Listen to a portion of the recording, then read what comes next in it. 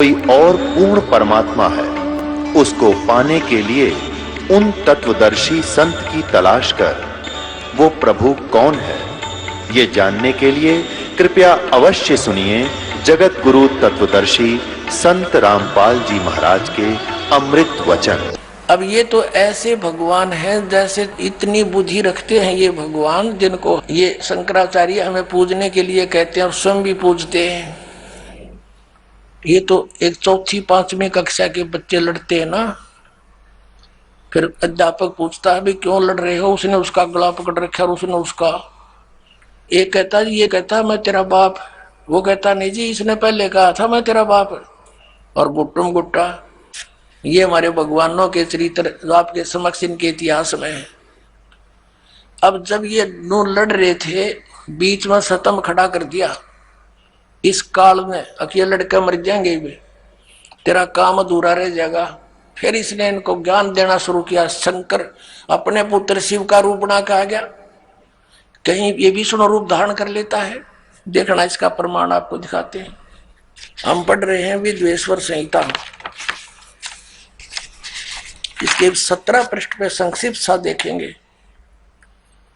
ये देखिएगा, अब 17 पृष्ठ पर आ गए हम, ज्यादा ना पढ़ेंगे, ज्यादा चेता पढ़ सकते हो अपने लेकर मोल इसको।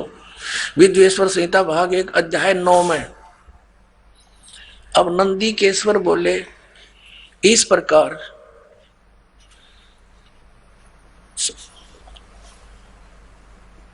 यहां दिखाते हैं उन दोनों की अज्ञानता, वैर को दूर करने के अर्थ दोनों से कहा। किसने? वो भगवान। ये क्या बताते हैं कि नंदीकेश्वर बोले कि इस प्रकार भगवान ने उन नम्र हुए ब्रह्मा और विष्णु पर अनुग्रह करके उनसे फिर क्या कहा कि उन दोनों के ज्ञानता और वैर को दूर करने के अर्थ उन दोनों से कहा। अब यहां ज्यादा ना पढ़ेंगे अपने मतलब का। अब ये शंकर रूप धारण करके आ गया कि मेरे सकल और निष्कल भेद से दो रूप हैं, परंतु और ईश्वर नहीं है।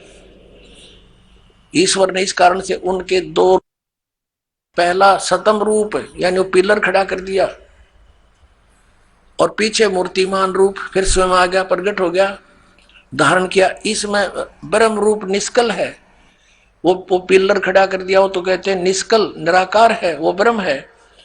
और इस रूप सगुण है, वो फिर शंकर रूप धारण करके आ गया। मेरे दोनों रूप सिद्ध हैं, दूसरे किसी के नहीं हो सकते। इस कारण तुम दोनों ने, ब्रह्मा और विष्णु को कह रहा है वो काल भगवान, इस प्रकार तुम दोनों को अथवा दूसरों को ईश्वरताओं की प्राप्ति नहीं हो सकती।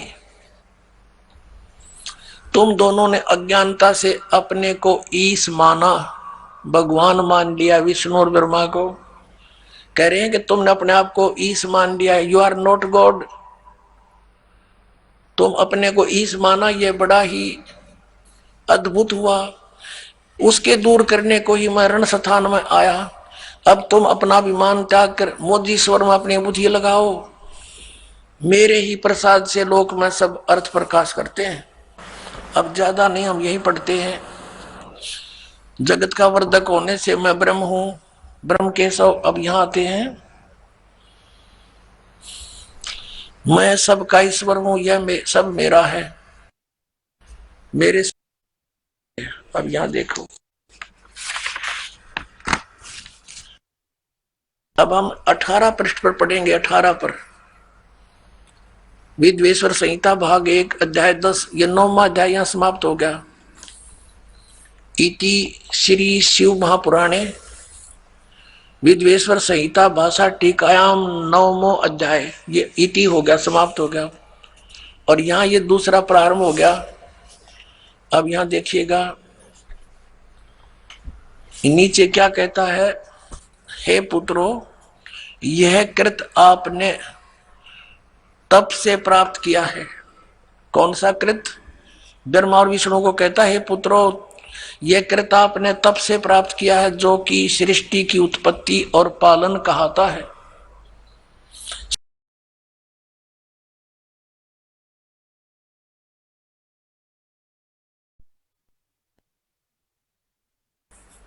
ये चार हो, ब्रह्मा और विष्णु और रुद्र और मैं।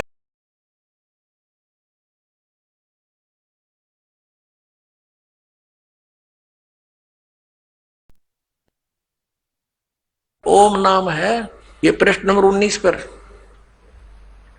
वही विद्वेश्वर संहिता अध्याय 10। इस कारण उस अज्ञान की सिद्धि के निमित्त ओंकार नामक मंत्र जप करो, यह अभिमान का दूर करने वाला है। सोई निज मंत्र उपदेश करते हैं। यह ओंकार मेरे मुख से उत्पन्न होने से मेरे ही रूप का बोधक है और महामंगल करने वाला है। यह वाचक है, मैं वाच्य हूं। यह मंत्र मेरा आत्मा है, उसके स्मरण से मेरा स्मरण होता है। उत्तर की ओर के मुख से अकार और पश्चिम के मुख से उकार, दक्षिण के मुख से मकार और पूर्व के मुख से बिंदु और मध्य के मुख से नाद उत्पन्न हुआ। इस प्रकार, ये बीच में संस्कृत है, इस प्रकार 5 प्रकार से यह निर्गत हुआ। वह सब एक होकर ओम ऐसा एकाक्षर हो जाता है। अब स्पष्ट हो गया कि ये ओम अक्षर इस सब अवयव से एक होकर ये ओम ऐसा एकाक्षर हो जाता है। अभी आपको श्रीमद् भगवत गीता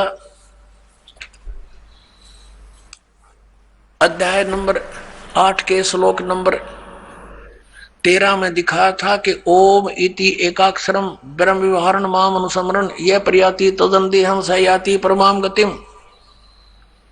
मुझ ब्रह्म का ये गीता ज्ञान भी यही काल ऐसे प्रवेश करके श्री कृष्ण में प्रवेश करके बोल रहा है, जैसे मानधाता के पुत्र प्रकृष्ट में प्रवेश होकर उन गंधर्वों का नाश कर दिया और उधर से पुरंजय के अंदर प्रवेश होकर असुरों का नाश कर दिया। ऐसे श्री कृष्ण में प्रवेश होकर के अर्जुन को युद्ध के लिए तैयार कर दिया और गीता का ज्ञान वेदों वाला और कुछ अपनी अटकल लड़ा के इसमें ज्ञान दे दिया। तो ये ब्रह्म बोल रहा है, जो ब्रह्मा विष्णु महेश रुद्र इन सब का पिता है और दुर्गा इन सब की माता है। अब ये तो कह रहे हैं आदरणीय शंकराचार्य और सारे पवित्र हिंदू धर्म के गुरुजन कहते हैं कि केवल ब्रह्मा विष्णु महेश ही की पूजा करो, सर्वेश्वर महेश्वर है। और विष्णु जी कह रहा है कि मैं तो दुर्गा देवी की पूजा करता हूं, दुर्गा की, और इस तो ऊपर मैं किसी भगवान को नहीं जानता। ये इनका स्पिरिचुअल नॉलेज इनके गॉड का, भगवान का है जिसको ये पूज रहे हैं।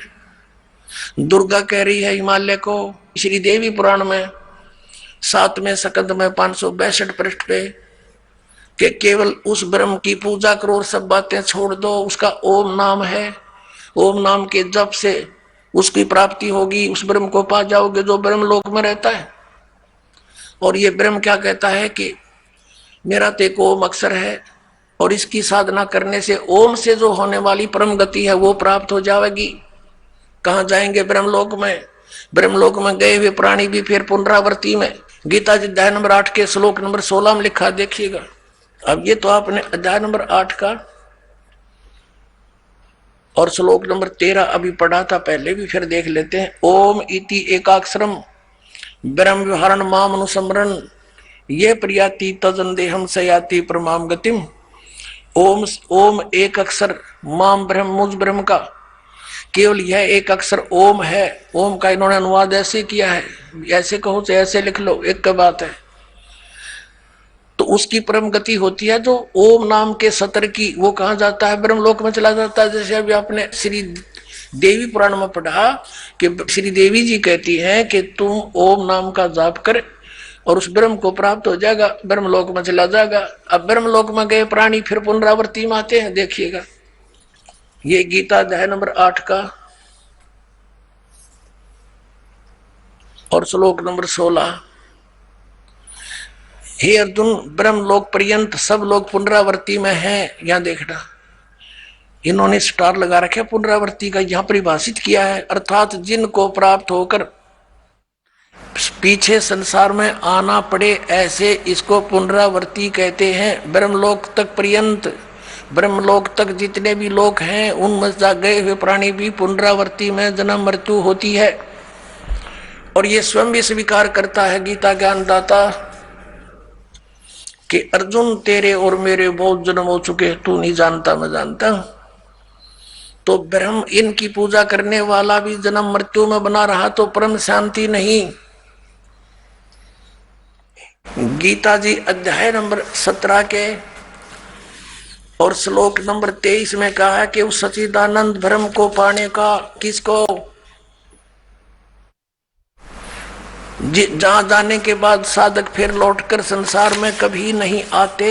देखिएगा अध्याय नंबर 15 का पंचदशो अध्याय 15वां अध्याय का ये प्रथम मंत्र है कि ऊर्ध्व मूलम अधः शाखम अश्वत्थम प्राहु अव्यम छंदासी यस्य पर्णानि ये तम वेद स वेदवित्। अब ये क्या बताया है कि आदि पुरुष परमेश्वर मूल आले ऊपर को जड़ है वो तो पूर्ण परमात्मा है। अधः शाखम नीचे को शाखा, ये अनुवाद गलत किया है ब्रह्मा रूप मुख्य शाखा वाला। देखिएगा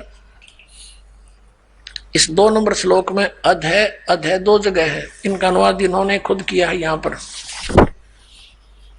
अधः माने नीचे, अधः माने नीचे, अधः माने नीचे, अधः माने नीचे। तो अधः यहां नीचे लिखना था, ऊपर को जड़ वाला, ऊपर को मूल वाला। आदि पुरुष परमेश्वर तो समझो उल्टा लटके संसार रूपी वृक्ष की जड़ है और नीचे को शाखा है, ये समझो। इसकी तरफ संकेत है ये गीता जी अध्याय नंबर 15 के श्लोक नंबर 1 में ऊर्ध्व मूलम अधः शाखम अश्वत्थम प्राहु अव्यम, ये है वो उल्टा लटका हुआ संसार रूपी वृक्ष, ऊपर को जड़ और नीचे को शाखा वाला।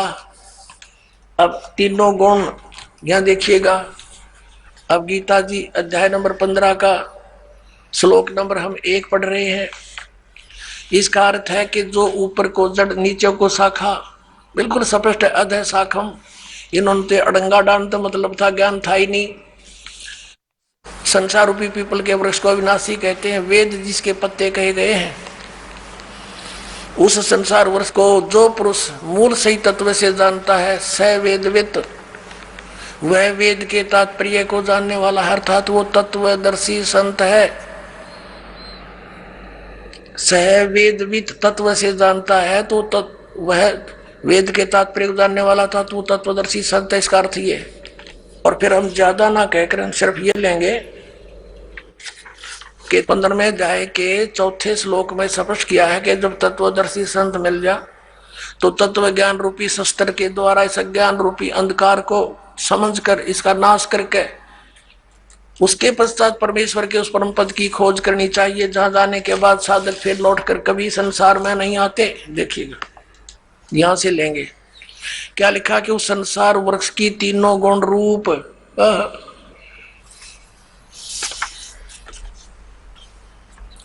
विषय पर वाला शाखा, तीनों गुण रूपता समझो उसकी विषय वासना वाली शाखा है, नीचे और ऊपर फैली हुई है। मनुष्य लोक में कर्मों के अनुसार बांधने के भी मुख्य कारण यही है, जो नीचे और ऊपर लोकों में फैली हुई है। ऊपर स्वर्ग लोक में, नीचे पाताल लोक में, पृथ्वी लोक पर ज्ञान बोला ही जा रहा है। अब ये तीनों गुण रूपी शाखा है। 3 गुण क्या है? रजगुण ब्रह्मा, सतगुण विष्णु, तमगुण शिव जी। देखिए मार्कंडेय पुराण, प्रकाशक मुद्रक हैं, गीता प्रेस गोरखपुर, गोविंद भवन कार्यालय कोलकाता का संस्थान। ये इनके फैक्स और फोन नंबर है। इसके 123 पृष्ठ पर देखिएगा, ये संक्षिप्त मार्कंडेय पुराण 122 के नीचे आएंगे, फिर साथ में इधर 23 है। अब मार्कंडेय जी बोले मुने, अब यहां जाते इसके सामने ही। इस प्रकार स्वयंभू परमात्मा की 3 अवस्थाएं हैं। रजोगुण प्रधान ब्रह्मा, तमोगुण प्रधान रुद्र, सतोगुण प्रधान विश्वपालक विष्णु है। ये ही 3 देवता है और ये ही 3 गुण है। कंसेप्ट क्लियर हुआ?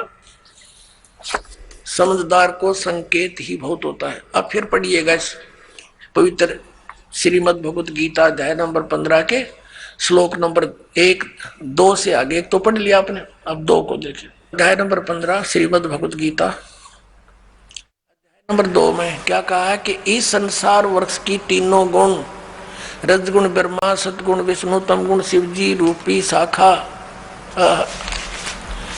परमेश्वर कबीर जी ने आकर बताया था कि जो संत संसार रूपी वृक्ष के सभी विभागों को भिन्न भिन्न बता देता है, स वेदविद, वह तत्वदर्शी संत है। कबीर परमेश्वर ने 600 वर्ष पहले कहा था, अक्षर पुरुष एक पेड़ है, निरंजन यानी क्षर पुरुष वा की डार, और तीनों देवा शाखा है, ये पात रूप संसार है। तो वो थे भगवान जो तत्वदर्शी संत की भूमिका करने आते ही आते हैं, वो ज्ञान वही समझाते हैं। तो ये बता कि तीनों गुण, रजगुण ब्रह्मा, सतगुण विष्णु, तमगुण शिव जी, ये जड़ तो पूर्ण परमात्मा स्वयं परम अक्षर ब्रह्म कबीर देव कबीर साहब हैं, ये कबीर साहब हैं। और अक्षर पुरुष ये तना है, क्षर पुरुष ये डार है। इसके 3 पुत्र हैं, रजगुण ब्रह्मा, सतगुण विष्णु, तमगुण शिव जी, ये शाखा है। और पात रूप ये सब यहाँ के तीनों लोकों के प्राणी हैं। अब आपके ये पवित्र श्रीमद् भगवद गीता जैसा पवित्र सदग्रंथ समझ में आवेगा। अभी तक तो इन्होंने अज्ञान बना रखा था, सब कुछ श्री कृष्ण को ही बना रखा था, यानी विष्णु जी को ही। देखिएगा अध्याय नंबर 15 का श्लोक नंबर 2 हमने पढ़ रहे हैं हम। उस संसार वृक्ष की तीनों गुण, रजगुण ब्रह्मा, सतगुण विष्णु, तमगुण शिव जी, ये जल से बड़ी हुई नहीं। विषय परवाला शाखा, ये तो शाखा है, नीचे और ऊपर फैली हुई है, यानी 3 लोकों पर, पाताल लोक, पृथ्वी लोक और स्वर्ग लोक पर इन भगवानों का आधिपत्य है। एक गुण का एक विभाग के मंत्री हैं ये, और कर्मा के अनुसार बांधने वाली भी मुख्य कारण, मुख्य जड़ें, यानी ये हमें यहाँ बांधे रखती हैं, फंसाए रखते हैं। नीचे और ऊपर फैली हुई है, सभी लोकों में नहीं, ऊपर और नीचे फैली है। अब तीसरे में कह गीता ज्ञानदाता कहता है, इस संसार का स्वरूप जैसा कहा है वैसा यहाँ विचार काल में नहीं पाया जाता। अब क्या कहता है ये गीता ज्ञानदाता कि जो तेरा और मेरा डिस्कशन चल रहा है इस गीता के ज्ञान में, मैं इस पूरे ब्रह्मांडों के सारे संसार रूपी वृक्ष की यानी सभी ब्रह्मांडों की जानकारी नहीं रखता। मुझे इसके आदि और अंत का, सतिथि का कोई ज्ञान नहीं। इससे ये भी सिद्ध हो गया कि गीता ज्ञान दाता जो है ये सर्जन करता नहीं है, ब्रह्मांडों का रचने वाला नहीं है, वो कोई और भगवान है जिसने सब ब्रह्मांड रचे। देखिएगा 15वें अध्याय का 3, ये क्या कहता है कि इस संसार वृक्ष का स्वरूप जैसा कहा है वैसा यहाँ विचार काल में, तेरे मेरे डिस्कशन में, गीता जी के ज्ञान में नहीं पाया जाता, क्योंकि न इसका आदि है और न इसका अंत है, यानी मुझे इसके आदि अंत का कोई ज्ञान नहीं, गीता ज्ञानदाता कहता है, और न इसकी अच्छी प्रकार सतिथि है। इसलिए इस सुविरुद्ध मूलम, मूल कौन है? परम अक्षर ब्रह्म और ऊपर के लोक वो तो अविनाशी हैं, शुद्ध अति दृढ़ हैं, और नीचे के अति दृढ़ मूल वाले अश्वत्थम, इस पीपल के वृक्ष को, संसार रूपी वृक्ष को, दृढ़ेन दृढ़ असंख्य शस्त्रेण, वैराग रूप नहीं, तत्व ज्ञान रूपी शस्त्र द्वारा काट कर, अर्थात उस तत्व ज्ञान से तत्वदर्शी संत मिलने के पश्चात उसको अच्छी तरह समझकर, अब चौथा 15 में जाएगा, चौथा, उसके पश्चात उस परम पद रूप परमेश्वर को भली भांति खोजना चाहिए, जिसमें गए हुए पुरुष यानी साधक फिर लौटकर संसार में नहीं आते, और जिस परमेश्वर से पुरातन संसार वृक्ष की प्रवृत्ति विस्तार को प्राप्त हुई है, अर्थात जिस परमात्मा ने सारे संसार रूपी वृक्ष की रचना की है, सारे ब्रह्मांडों की रचना की है, उसी आदि पुरुष नारायण की मैं शरण हूं, आदम पुरुषम, उसी आदि पुरुष यानी गीता ज्ञानदाता से कोई अन्य है उसकी शरण में हूं, इस प्रकार दृढ़ निश्चय करके उस परमेश्वर का पर्वदेवा ने पूजा करनी चाहिए। ये तो अपनी अटक लड़ाते हैं, जैसा ये करते हैं ध्यान दोन, पर्वदेवा ने उसकी पूजा करनी चाहिए। गीता ज्ञानदाता कहता है कोई और है वो पूज्य। पुण्यात्मा सुबह के सत्संग में विषय था कि तीन परमात्मा मुख्य रूप में, तीन पुरुष, सरपुरुष, अक्षर पुरुष और परम अक्षर पुरुष। तो यहां पर जो परम अक्षर पुरुष है, हम उसकी तरफ संकेत करते हैं कि वो है, वो पूज्य। वो कौन है? स्वयं कबीर भगवान है, कबीर देव है, जिसने 600 वर्ष पहले आकर वो लीला की थी, जो वेद बताते हैं और हमारे सदग्रंथों में विद्यमान है। अब इस विषय को ज्यादा ना बढ़ाकर दास उस प्रसंग पर आते हैं कि गीता ज्ञान दाता तो कहता है कि उस परम अक्षर ब्रह्म की पूजा करो, उसके विषय में तत्वदर्शी संतों के पास जाओ। जैसे चौथे अध्याय के 34वें श्लोक में कहा है, अध्याय नंबर 4 के श्लोक नंबर हम 32 को पढ़ेंगे। ये 32 इस प्रकार, यानी 25 से लेकर 31 तक, इस प्रकार और भी बहुत तरह के यज्ञ यानी धार्मिक अनुष्ठान की जानकारी ब्रह्मणे मुखे। यहाँ गलत कर दिया ना वेद की वाणी। देखिए 17वें अध्याय के 23वें श्लोक में स्वयं ब्रह्मणे माने, ये देखिएगा अध्याय नंबर 17 का और श्लोक नंबर 23। इसमें क्या कहा है कि ओम तत्सत इति निर्देश है ब्रह्मणे तिर्विद समर्थ ब्राह्मणा तेन वेदा च यज्ञा च विहिता पुरा। अब यहाँ ओम, ओम, तत्, तत्, सत, सत, ये दो सांकेतिक शब्द है, दास बताएगा। इति यह तीन प्रकार का सच्चिदानंद घन ब्रह्म, ब्रह्मणे माने सच्चिदानंद घन ब्रह्म का नाम कहा है। यहाँ सच ब्रह्मणे माने सच्चिदानंद घन ब्रह्म गीता ज्ञान दाता से अन्य है। तो यहाँ इन्होंने चौथे अध्याय के 32वें श्लोक में अनरच कर दिया। इस ब्रह्मणे शब्द है ब्रह्मणे मुखे एवं बहुविधा, इस प्रकार बहुत प्रकार की यज्ञ माने धार्मिक अनुष्ठान, विदिता माने विस्तार पूर्वक ब्रह्मणे मुखे सच्चिदानंद घन ब्रह्म के द्वारा अपने मुख कमल से बोले गए हैं, वो तत्व ज्ञान है। इस प्रकार और भी बहुत प्रकार के यज्ञ यानी धार्मिक अनुष्ठानों की जानकारी यहाँ लिखना था सच्चिदानंद घन ब्रह्म की वाणी में, कबीर वाणी में विस्तार से कहे गए हैं। उन सब को तू कर्म जान, जैसा भी होने वाला जान, इस प्रकार तत्व से जानकर तो उनके अनुष्ठान द्वारा, उस साधना के द्वारा कर्म बंधन से तू सर्वथा मुक्त हो जाएगा।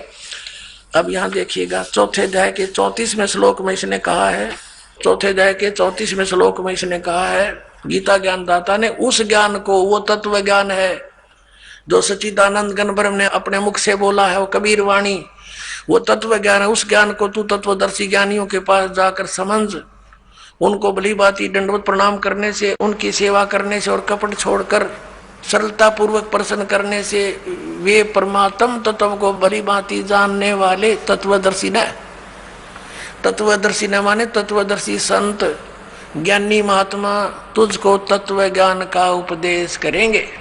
गीता अध्याय नंबर 17 के श्लोक नंबर 23 में गीता ज्ञान दाता कहता हूं सच्चिदानंद घन ब्रह्म के पाने का मंत्र ओम तत्सत, ये उसकी साधना है और तत्वदर्शी संत बतावेगा। ओम तो इसने डिक्लेयर करी रखा, सार्वजनिक है।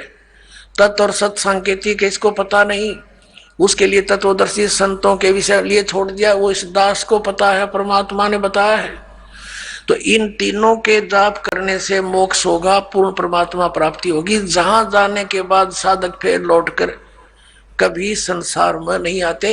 18वें अध्याय के 62वें श्लोक में कहा कि अर्जुन तू सर्वभाव से उस परमेश्वर की शरण में जा। ये देखिएगा श्रीमद् भगवद गीता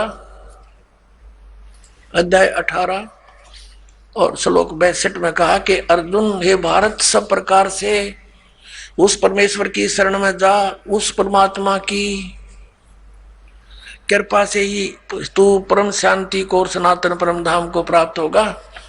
और 15वें अध्याय के 4थे श्लोक में आपने पढ़ ही लिया कि जहां जाने के बाद साधक फिर लौट कर संसार में कभी नहीं आते, कि उसके पश्चात उसके पश्चात उस परम पद परमेश्वर को बड़ी भांति जानना चाहिए, खोजना चाहिए, जिसमें गए हुए पुरुष फिर लौटकर संसार में नहीं आते, और जिस परमेश्वर से सारे ब्रह्मांडों के संसार रूपी वृक्ष की, पुरातन संसार रूपी वृक्ष की प्रवृत्ति विस्तार को प्राप्त हुई है, और उसी आदि पुरुष नारायण की मैं शरण हूं, और उस परमेश्वर का ही पूजा करनी चाहिए, भक्ति करनी चाहिए। इसका सिद्ध है। अपने आत्माओं, इन शंकराचार्यों का ज्ञान फेल हुआ,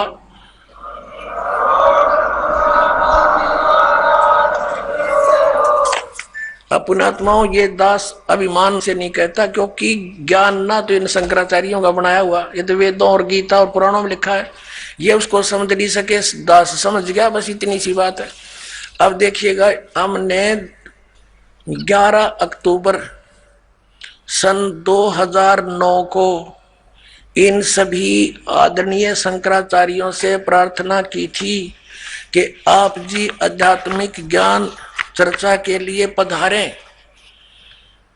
लेकिन ये अपने आप को शायद महान समझते हैं और अपनी बेइज्जती समझी होगी रामपाल से गोष्ठीकरण में, लेकिन उस तरह नहीं तो इस तरह कर दिया हमने तो इनकी हिंदी। अब संसार आप समझ जाएगी जनता ये किसे एक शंकराचार्य है। ये देखिएगा, हमने इनके पास ये पत्र भेजे थे सभी शंकराचार्यों के चारों के पास। हमारा उद्देश्य प्रार्थना पत्र है, हमारा उद्देश्य विश्व मैत्री, समाज सुधार, आत्म उद्धार, भ्रमित जिज्ञासुओं को शास्त्र अनुसार निर्णायक सद्भक्ति पद्धति प्रदान करना, आध्यात्मिक ज्ञान चर्चा। सभी हिंदू धर्म के माननीय शीर्ष शंकराचार्यों व अन्य सभी आदरणीय आचार्यों से हार्दिक प्रार्थना है कि वे सतलोक आश्रम बरवाला, जिला हिसार, हरियाणा, भारत में एकत्र होकर आध्यात्मिक ज्ञान चर्चा करें, ताकि भ्रमित भक्त समाज को सही दिशा मिल सके। उसके लिए हमने यहाँ से इनके पास प्रार्थना भेजी थी और इन्होंने सिग्नेचर दिए हैं। KS नारायण, एडमिनिस्ट्रेटर, श्री श्रृंगेरी मठ एंड प्रॉपर्टीज श्रृंगेरी, इतने। ये 16/8/2009 को ऐसे ये हमने सबके पास भेजा था। इन्होंने हमारे को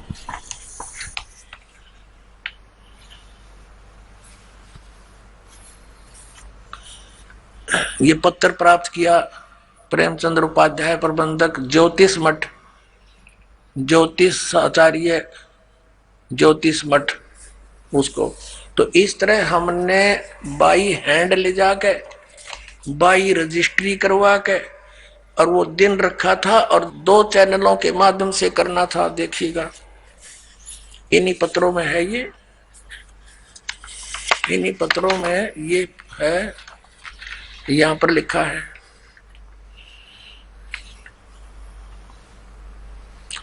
इस सर्व कार्यक्रम आध्यात्मिक ज्ञान चर्चा का सीधा प्रसारण सुप्रसिद्ध टीवी चैनलों जी जागरण, एक नंबर जी जागरण, दूसरा साधना पर 11 अक्टूबर 2009 को शाम 6 बजे से 10 बजे तक किया जाएगा। लेकिन ये नहीं आए, यहाँ पूरा प्रोग्राम इसी आश्रम में हुआ था। तो पुण्यात्मा, एक भक्त जो वहां गया था जोशी मठ में, तो उसने वो श्री स्वरूपानंद जी तो स्वयं तो मिले नहीं, उनके प्रबंधक से उनको साइन ले आए थे। तो एक और मिले थे श्री माधव आश्रम जी शंकराचार्य। उसके विषय में उस भक्त ने बताया कि वहां के व्यक्ति बता रहे थे, और वो कह रहे थे कि इस श्री माधव आश्रम जी ने श्री स्वरूपानंद शंकराचार्य जी को शास्त्रार्थ में हरा दिया था। अब देखो वो कौन है, ये देखिएगा। ये है वर्तोत्सव पर्व निर्णायक पत्रिका, ये इन्होंने कोई छापी है। धर्म की जय हो, प्राणियों में सद्भावना हो, गौ माता की जय हो, श्री हरि, ये इनका नारा है। ये है श्री माधव आश्रम जी।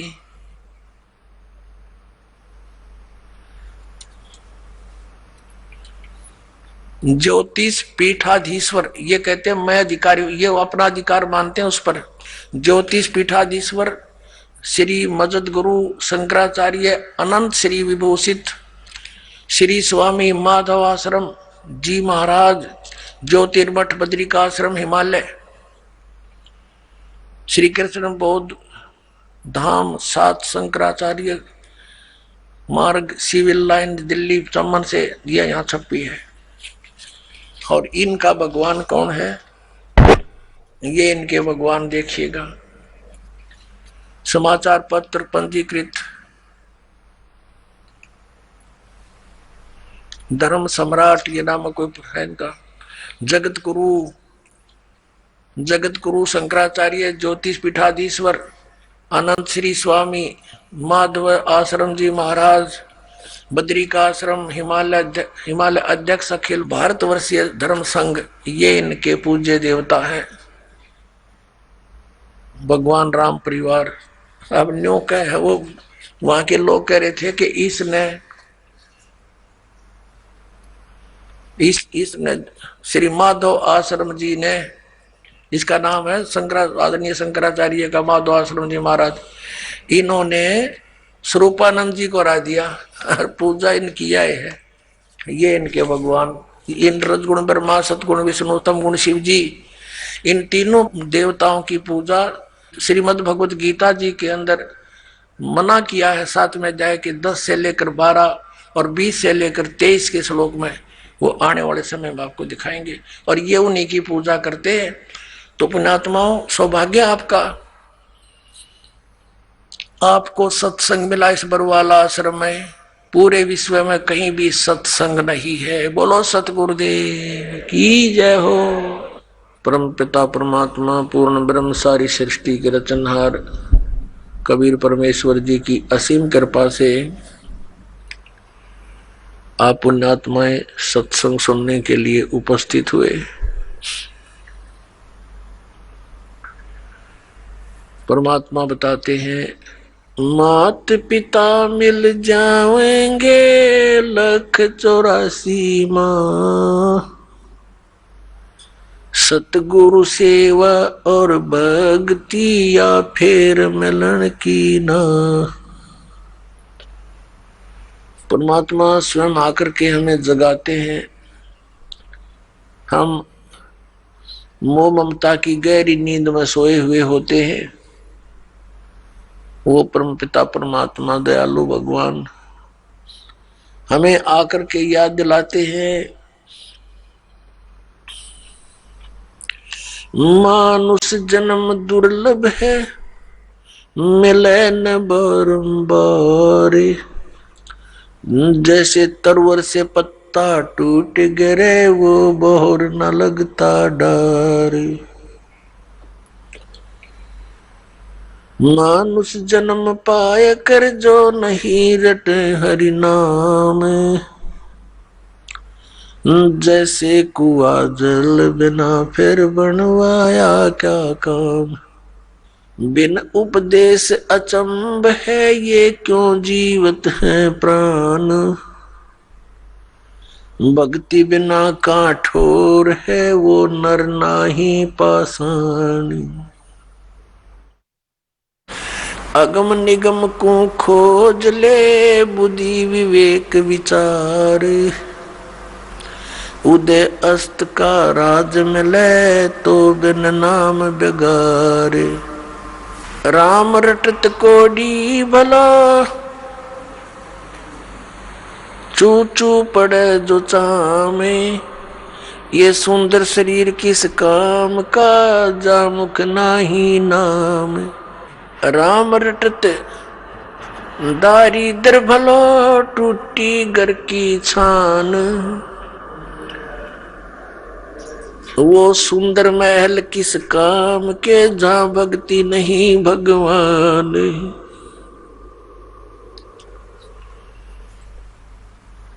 राम रटत कन्या भली, साकेट भलो न पूत, जैसे बकरी के गल में गल थना, जिसमें दूध ना मूत। हमारे परमात्मा ने, हमारे पिता ने, हमारे जनक ने आकर के हमें ये ज्ञान बताया कि आप इस लोक के वासी नहीं हो, आप यहाँ के रहने वाले नहीं हो, और जिन इन सांसारिक सुखों को आप सुख मानते हो, ये झूठा सुख है, ये अस्थायी है।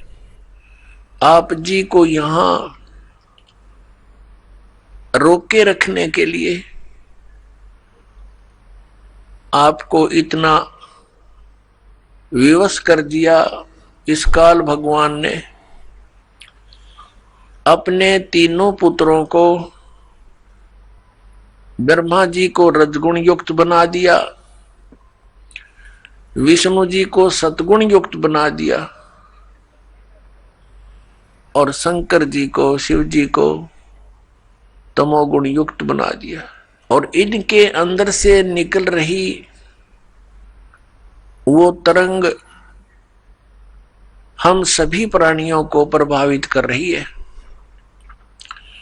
भले ही ये भगवान, भले ही ये प्रभु, ये स्वामी अपने अपने लोकों में रहते हैं, ब्रह्मा लोक में ब्रह्मा जी, विष्णु लोक में विष्णु जी, और शिव लोक में शिव जी, लेकिन इनके अंदर से, इनके शरीर से निकल रही वो गुणों की तरंग, वो हमें प्रभावित कर रही है, यहाँ बैठों को। इन भगवानों के अंतर्गत, इन स्वामियों के अंतर्गत तीन लोक आते हैं। ये पृथ्वी लोक, ऊपर स्वर्ग लोक और नीचे पाताल लोक। इन तीन लोकों में प्राणी हैं, और इनसे बाहर के जो प्राणी हैं वो इनकी रेंज से बाहर है, बाहर के दूसरे लोकों में जो है। इन तीन लोक के प्राणियों को ये तीनों प्रभावित रखते हैं। इनकी इतनी रेंज है, वहां तक इनका प्रभाव बना रहता है। जैसे रसोई के अंदर मिर्चों का छौंक लगाया जाता है, तो वो मूल वस्तु, जो साकार वस्तु मिर्च रसोई में विद्यमान है, उसका छौंक लगा, उस छौंक से निकली हुई तरंग दूसरे कमरों में, दूसरे कक्षों में पहुंची, और वहां बैठे व्यक्तियों को भी छींकें आने लगी। अब उनको छींके ना आवे तो उनके बस की बात नहीं, क्योंकि मिर्च का प्रभाव है। और साकार वस्तु रसोई में उसके निराकार गुण ने, शक्ति ने दूसरे कक्षों में बैठे व्यक्तियों को भी प्रभावित कर दिया। ठीक इसी प्रकार श्री ब्रह्मा जी रजगुण युक्त है। जैसे मिर्च को मिर्च वाले गुण से युक्त कर दिया, अब मिर्च तो है ही उसका नाम, लेकिन उसमें गुण भी वही है जो उसका नाम है, तो वो गुण भी और वही है और मिर्च भी वही है। इसी प्रकार ये ब्रह्मा जी रजगुण है, तो ये गुण भी यही है, क्योंकि इसी से हम प्रभावित होते हैं। और ब्रह्मा कहो चाहे इसको रजगुण कहो। इसी प्रकार अन्य इन दोनों भगवानों की, सतगुण विष्णु, तमगुण शिव जी समझो। परमात्मा ने आके बताया कि तुम्हारे को बड़े सुनियोजित तरीके से षड्यंत्र रचकर आपको यहाँ रोक रखा है। अपने आत्मा, आप बहुत भोले हो, बालक हो, इस भगवान के मार्ग में। और बालक की इतनी बुद्धि नहीं होती वो अपने हानि और लाभ को सोच ले। आप तो इतने अबोध बच्चे हो, जब तक आपको तत्व ज्ञान नहीं होता। जैसे एक छोटा सा बच्चा, 1-1.5-2 वर्ष का बालक, उसको ज्ञान ही नहीं किसी भी पदार्थ का, ये अच्छा है या बुरा है। वो छोटा सा बालक किसी भी ऐसी वस्तु को जैसे अग्नि में हाथ दे देता है, गर्म दूध है रखा है गिलास में, उसको हाथ मारता है, गिरा लेता है, आप भी जल जाता है, हाथ भी जल जाता है। तो ऐसे उसको पता ही नहीं और फिर रोता है। उसको पता ही नहीं कि जो तू कर रहा है ये ना करने के कार्य है। ठीक इसी प्रकार परमात्मा ने, परमेश्वर कबीर जी ने आकर बताया कि जो क्रियाएं तुम कर रहे हो जो शास्त्र अनुकूल नहीं है, वो क्रियाएं कर्ण की नहीं है। शास्त्रों अनुकूल कौन कौन सी क्रियाएं हैं, कौन कौन सी ना करनी चाहिए, कौन सी करनी चाहिए, उसके विषय में शास्त्र ही प्रमाण है। उस परमेश्वर ने आके हमें याद दिलाया, झूठे सुख को सुख कहे, ये मान रहा मन मोद, ये सकल चबीना काल का, कुछ मुख में कुछ गोद। परमात्मा ने हमें याद दिला कि तुम्हें यहां ऐसे रोक रखा है जैसे कसाई बकरे पालता है, बकरियां पालता है, नर और मादा को एक ही स्थान पर रख लेता है सैकड़ों की संख्या में। जिस कसाई की अच्छी कंजम्पशन होती है वो कई सैकड़ों की संख्या में बकरे और बकरियों को पालता है, उनके लिए एक चरागाह बना देता है, एक तालाब बनाता है, एक शेड डाल देता है। गर्मी और सर्दी से बचने के लिए वे वहां उसके नीचे आ जाते हैं और उनकी बड़ी देखभाल करता है, केयर टेक करता है। तो वो बकरे भोले भाले ये समझते हैं कि हमारा स्वामी, हमारा मालिक बड़ा दयालु है, हमारे लिए कितनी सुविधा दे रखी है। लेकिन उनको ये ज्ञान नहीं कि जब तुम्हारे यहां से वो किसी के बेटे को निकाल ले जाता है, किसी की बेटी को, किसी की माँ को, किसी के भाई या पिता को, तो उस समय इसकी दयालुता तुम्हारी बुद्धि में नहीं रहती। तो पुण्यात्मा, जब वो कसाई बकरों के पास जाता है, वो बकरे उसको नेक व्यक्ति जान के, अपना हितैषी मान के उसकी तरफ दौड़ कर जाते हैं, उसको प्यार देना चाहते हैं। जैसे कोई किसी पशु को संभालता है प्रतिदिन, और वो पशु भैंस या गाय बैल, जब भी वो व्यक्ति उसके पास आता है उससे वो प्यार करता है, उससे लाड करता है, क्योंकि आत्मा के अंदर किए कर्म के प्रतिफल का एक विशेष भाव बनता है। इसी आधार से वो बकरे उस कसाई के हाथ को चाटते हैं। कोई ऐसे ऊपर को पैर करके उसको सीने से लगाना चाहता है, प्यार देना चाहते हैं। अब वो ऐसे पकड़ कर देखता है, बकरों को हाथ लगा कर देखता है जगह जगह से। वो तो ये देख रहा है इसमें यो कितना मांस चढ़ गया, इसका ऊपर कितने कै किलो का बिकेगा, और वो चाटते हैं, उसको लाड देते हैं, ऐसे जीभ से चाट चाट कर प्यार देते हैं। बड़ा नेक आदमी है, और वो एस्टीमेट लगाने लग रहा है यो कितने का बिकेगा। परमात्मा ने आके बताया कि ठीक इसी प्रकार खाई खुराका पैन पोशाका, यम का बकरा पलता है।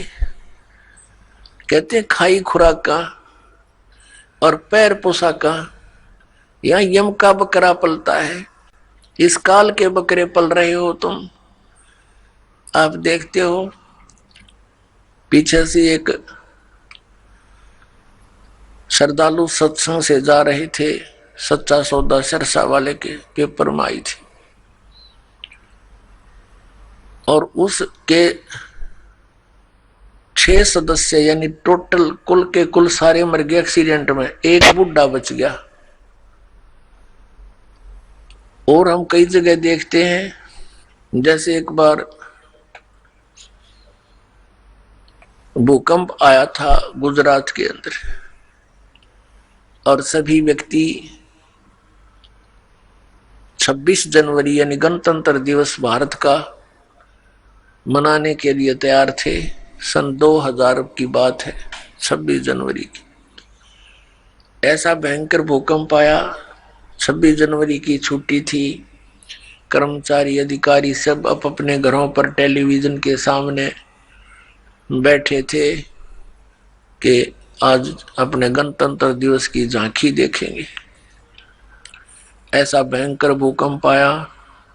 जिन मकानों को, कोठियों को, संपत्ति को बनाने में सारा जीवन न्यौछावर कर दिया, उन्हीं कोठियों के नीचे दब के पूरे के पूरे परिवार नष्ट हो गए।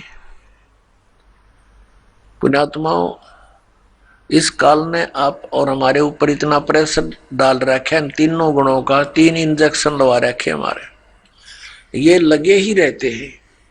इनका प्रभाव हमारे ऊपर बना ही रहता है कंटिन्यूसली। तो उसके कारण हम इतने प्रभावित हैं कि हम अपने उद्देश्य को ही भूल चुके हैं। अब विचार करो, जो व्यक्ति उस भूकंप में मर गए या दुर्घटना में मर गए, वो कौन सी क्रियाएं किया करते थे, उनके क्या उद्देश्य थे, उनकी कितनी इच्छाएं थी, और हमारी क्या है, हम क्या सोचते हैं, हम कर क्या रहे हैं।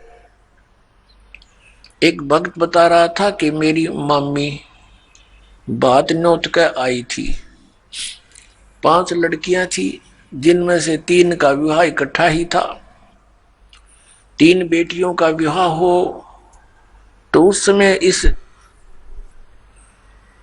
मनुष्य के माइंड की नीडल या सुई 100 से नीचे नहीं रहती। कभी उधर सोचा ये करूंगा, वो करूंगा, चिंता ये बनाई रखी हमारे साथ, इसने लगाई रखा है।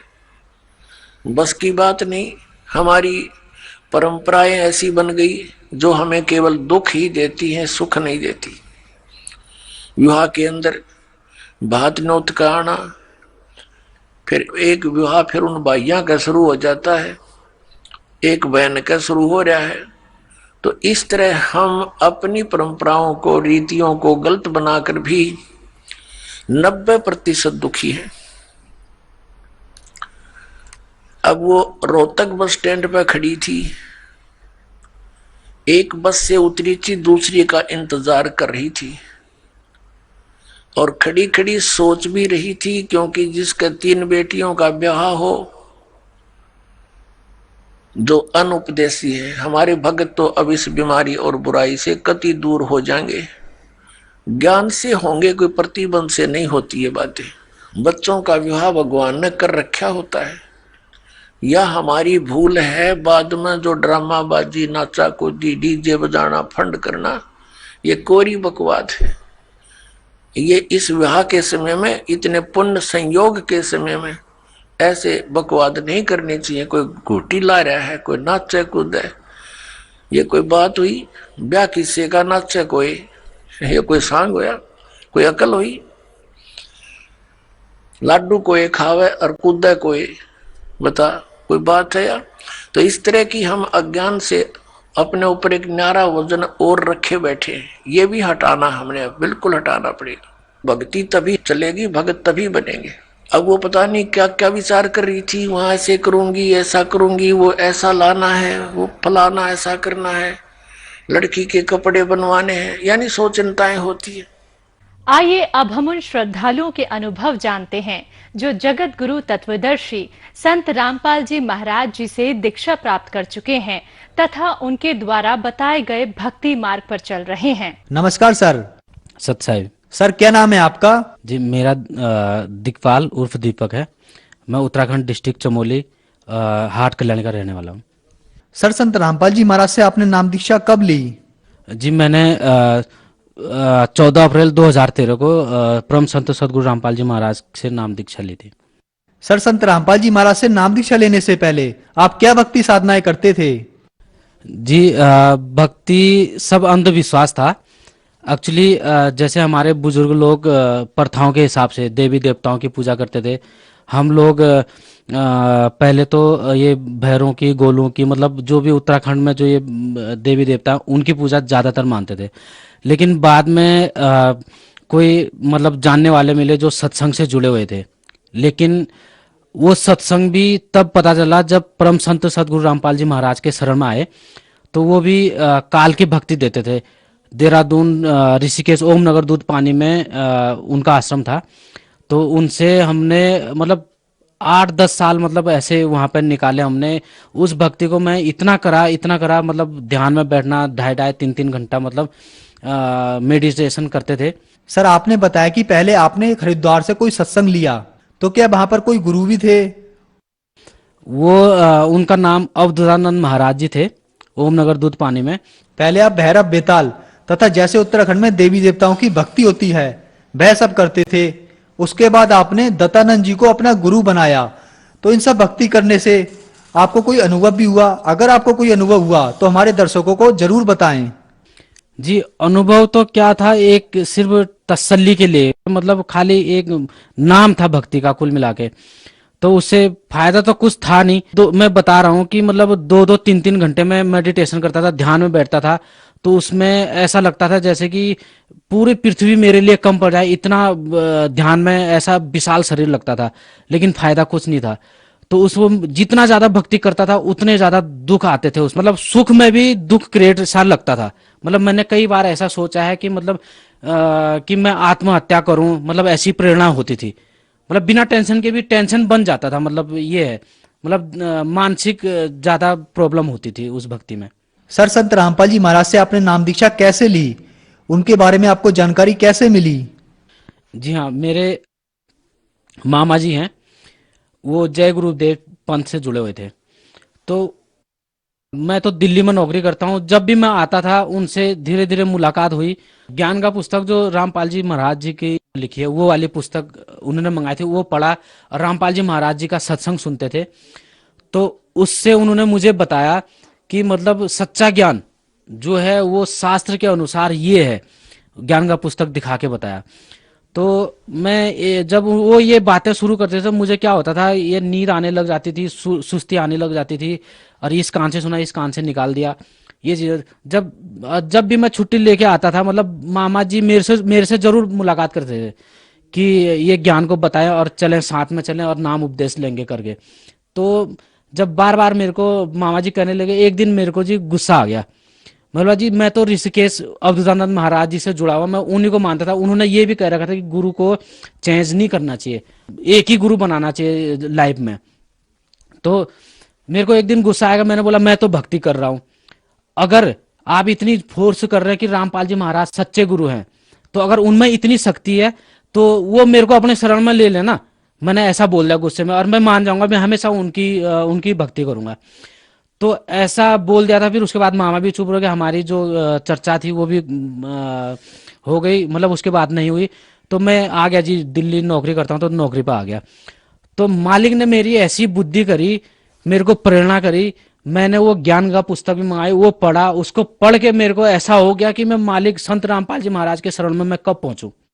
तो 2013 14 अप्रैल को संत रामपाल जी महाराज से नाम दीक्षा प्राप्त हुई। सर आपने बताया कि आपके जो पहले गुरु दत्तानंद जी थे, उन्होंने आपको कहा था कि गुरु एक बार बनाना चाहिए, गुरु बदलना नहीं चाहिए। तो फिर आप संत रामपाल जी महाराज की शरण में जब गए तो आपको ऐसा नहीं लगा कि आप उस बात का खंडन कर रहे हैं? आपको महसूस नहीं हुआ कि आप कहीं गलत तो नहीं कर रहे गुरु बदलकर? जब मैंने रामपाल जी महाराज से नाम उपदेश लिया तो मुझे नाम उपदेश लेने मात्र से, और जब नाम उपदेश लेने के बाद जब गुरुजी आशीर्वाद देते हैं, सर पर हाथ रखा, तो उसी टाइम मेरे शरीर का मतलब कंट्रोली वजन था, जैसे कि जकड़ा हुआ सा शरीर था, वो एकदम फूल के जैसा हो गया, हल्का हो गया। सबसे बड़ा तो ये हुआ। फिर उसके बाद जो आपने बोला कि गुरु चेंज करने के लिए, तो वो बिल्कुल वो इसलिए कहा गया है कि जब सच्चा गुरु मिल जाए तो उसके बाद चेंज नहीं करना चाहिए। लेकिन जब तक सच्चा गुरु नहीं मिले तब तक तो 10 करो 5 करो कितने भी करो गुरु कर सकते हैं। गुरु भी एक पूर्ण गुरु है, एक अधूरा गुरु है। एक काल की भक्ति दे रहा है तो एक सतपुरुष की भक्ति दे रहा है। तो हमको उस सतपुरुष की खोज करनी चाहिए जो तत्वदर्शी संत महाभारत में कृष्ण अर्जुन को भी कह रहा है कि तू उस परम तत्वदर्शी संत की खोज करो जिसके पास तू परम सनातन धर्म को प्राप्त होगा, यानी कि परम शांति को यानी मोक्ष को प्राप्त होगा। तो वो तत्वदर्शी संत हमारे रामपाल जी महाराज हैं। सबका गुरु एक होता है, इसलिए पूरा विश्व का गुरु, इसलिए जगत गुरु कहा गया है। तो वो जगत गुरु इस समय रामपाल जी महाराज जी हैं। तो सर संत रामपाल जी महाराज से जब आपने नाम दीक्षा ली उसके बाद क्या आपको कोई लाभ भी प्राप्त हुए? जी हाँ, ये बताना तो बहुत मुश्किल है क्योंकि चमत्कार हर रोज होते हैं, इतने चमत्कार होते हैं, पल पल चमत्कार होते हैं। सबसे बड़ा चमत्कार मालिक ने यही करा कि मेरी बुद्धि को ऐसा करा कि अपने शरण में लिया इस तुच्छ जीव को, क्योंकि परमात्मा पूरे विश्व को तारने के लिए आए हुए हैं। तो हर एक जीव को का उद्धार करने हुए आए, लेकिन उसके बावजूद भी एक सच्चे संत को ऐसे ऐसे अत्याचार हो रहे हैं, ऐसा ऐसा हुआ। खैर ये तो समझेंगे, समय आने पे सब कुछ सामने आएगा। तो चमत्कार सबसे पहला यही हुआ कि मालिक ने मुझे अपने शरण में लिया। फिर दूसरा चमत्कार, जब मैंने मेरे जुड़ने के बाद 1-2 महीने के बाद मैंने अपने बेटे को जोड़ा। तो बेटा मेरा छोटा ही था उस टाइम पे, स्कूल जाता था, लेकिन इस भक्ति मार्ग में जब जोड़ा मैंने, तो वो जब नाम दीक्षा लेके घर आए तो मैंने अपने बेटे को बोला, बेटा संध्या आरती का समय है, और जोत जला दी थी। तो मैंने दंडवत करने के लिए कहा, लेकिन नहीं करा। मैंने प्यार से बोला, समझा के बोला, नहीं माना जी। मुझे गुस्सा आया, बहुत जोर से गुस्सा आया। तो मैंने उसकी यहाँ से पकड़े, बाल पकड़े, मुंडी पकड़ी, मैंने गुस्सा आ गया, जोर से मैंने भेजा, अपने गोद में रखा, यूं करके बहुत जोर से मार रहा था। तो मालिक ने मेरा हाथ ऊपर ही रोक दिया था। तो मेरे को शिक्षा दी मालिक ने कि बच्चे के ऊपर ऐसा नहीं करता, उसकी भी रक्षा करी, हो सकता क्या होता ज्यादा चोट आ जाती, कुछ भी हो सकता था। तो ये चमत्कार हुए। और उसके बाद मेरे जो सर में दर्द रहता था, और जब मैं ब्रश करता था खून निकलता था, और बीपी हाई लो होता था। तो उसके नाम दीक्षा के बाद 3-4 महीने में पता नहीं चला कि वो जो सर दर्द था, बीपी हाई लो होता था, और मतलब वो पता नहीं चला कि कहाँ गया। तो ये लाभ हुए। सर संत रामपाल जी महाराज से नाम दीक्षा लेने के बाद आपको बहुत लाभ मिले तथा आपका विश्वास और ज्यादा बढ़ गया। तो जो समाज आज आपको सुन रहा है, आप उन्हें क्या संदेश देना चाहते हैं? पूरे मानव समाज को ये संदेश देना चाहते हैं कि आप रामपाल जी महाराज के प्रति आप प्रमाण देखें कि हमारे जो गुरुजी भक्ति देते हैं वो सारे शास्त्र अनुकूल भक्ति देते हैं। हमारे जो कुल मतलब इष्ट देव जो हैं वो कबीर परमात्मा हैं। तो हमारे परमात्मा जो हैं कबीर साहिब हैं, और पूर्ण गुरु जो हैं संत रामपाल जी महाराज हैं। तो मैं सभी मानव समाज को यही संदेश देना चाहता हूं कि जल्दी से जल्दी आए और रामपाल जी महाराज से नाम लेके और अपना कल्याण करें। सर संत रामपाल जी महाराज से नाम दीक्षा लेने के लिए क्या करना होगा? रामपाल जी महाराज से नाम दीक्षा लेने के लिए जैसे चैनल हो गया, उसमें रामपाल जी महाराज का सत्संग चलता है, उसमें नीचे एक पट्टी चलती है, उस पे व्हाट्सएप नंबर और मोबाइल नंबर वगैरह होते हैं। उस पर कांटेक्ट करके आप पता कर सकते हैं कि कौन से स्टेज में कहाँ पे नाम दीक्षा स्थल है। तो वहां पर आके आप संपर्क करके नाम दीक्षा ले सकते हैं। धन्यवाद सर। सही।